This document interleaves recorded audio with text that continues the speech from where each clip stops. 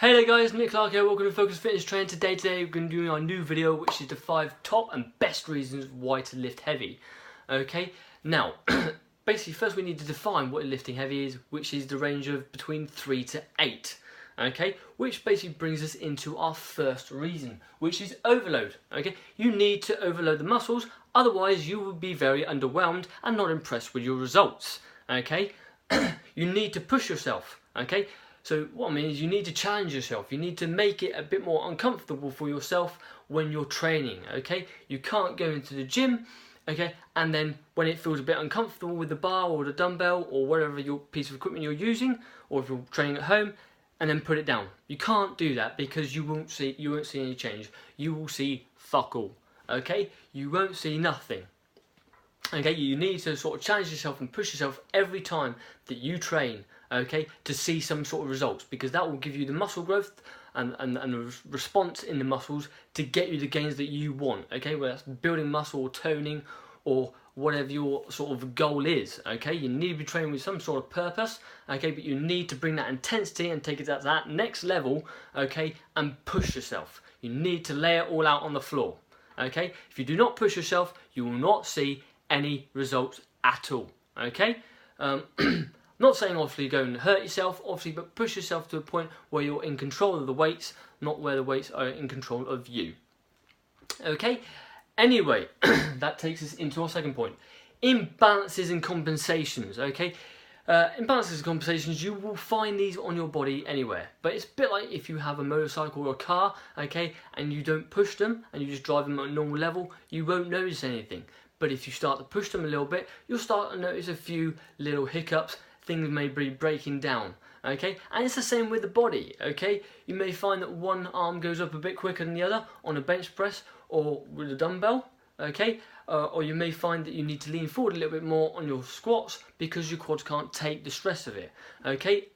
So you will find these things obviously in your body. So basically the gym is like your lab. It's the way where you're going to experiment, okay, and learn to fix these things and sort of improve them so you don't have any compensations. But basically it's where you, like I say, you're going to go and experiment and see what you need to improve on and fix, okay. So obviously make sure that you sort of work on those imbalances and compensations, okay. But make sure obviously again you do it under control, okay. Don't go out and hurt yourself. Obviously do it under control, where obviously, you know, even if you need a training partner, okay, but do it safely.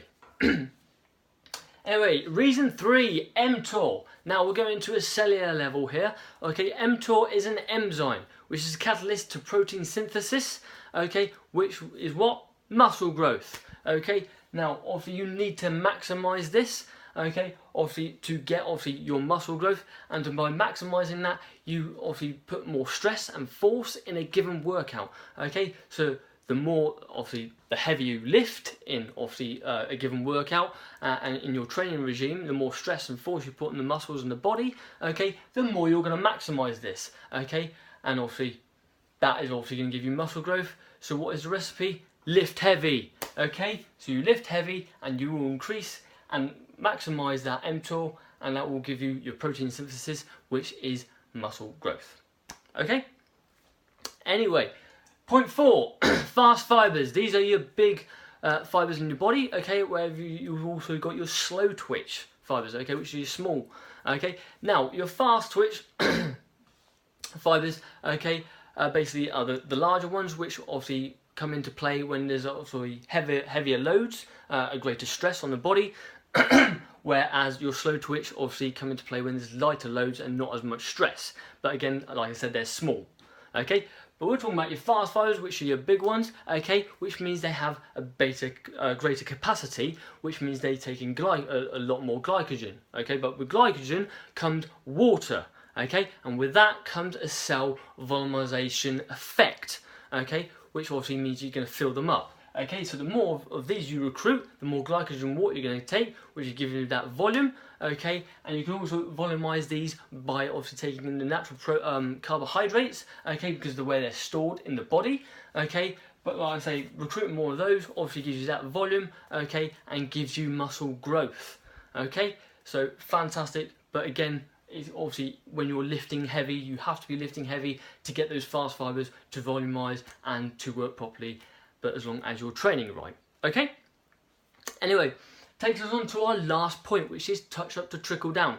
Touch up to trickle down. Right, touch up is a touch up set. Basically, it's where you're going to put a weight on a bar or a dumbbell which you're not comfortable with. Okay, now that may result in a 1, 2, maybe 3 rep max. Okay, but that's okay. Okay, because the cool thing is, once you've done that touch up, you then go back to your working weights, which will make them feel a hell of a lot lighter. Okay, which is the cool thing about it. Okay, it then sort of brings that lower end of your strength and brings it up to the top. Okay, which means you're going to get obviously improve your lifts, improve your strength, pretty much overall on whatever exercise it is you're doing, depending on what plateau you have, or if it's several exercises. Do this and it will work. You just touch up with a weight that's uncomfortable, then go back down. And that will make those obviously lifts a lot lighter and make those working weights, and then you'll be able to take it up a level and then get better, bigger gains and bigger lifts and make yourself a lot stronger overall. Anyway, that is the 5 best and top reasons, okay, for lifting heavy. But before I leave you, I've got a 6th one, okay, of why not to lift heavy. Now, if you're going in the gym to just sling weights back and forth, up and down from A to B, okay, and do it with no purpose and no form or proper strategy, then, you know, because you want to look like a badass, okay, you're not going to look like a badass, you're going to look like a dumbass, okay, because you're going to get yourself injured, okay. Do not go into the gym without a purpose. You have to go in with a purpose to train properly, okay. Go in there with some sort of goal, some sort of training strategy that you're going to be training for, whether it's a marathon, or a competition, or some sort of training regime that you know that's going to work for you, or that is going to be geared to your goal, okay? So make sure when you go into a gym that you work out properly and train safely, okay? But do it with a purpose, okay? Do not go in there and just do fucking willy-nilly. Okay, it's not going to work properly and it's not going to benefit you. Okay, but just make sure that you train safe and under control, and make sure you're in control of the weights as well. Anyway, that is the 5 top best and reasons to train heavy in the books. Okay, anyway, I hope you liked the video. Obviously, give it a thumbs up and a like if you did. Obviously, don't forget to follow us on Instagram, Twitter and Facebook, as well as YouTube. Don't forget to follow us on our YouTube channel, Focus Fitness. The more of you do, the more we can do here. And I will see you guys in a few days with my new video on why to train with light weights. Okay, cheers, bye.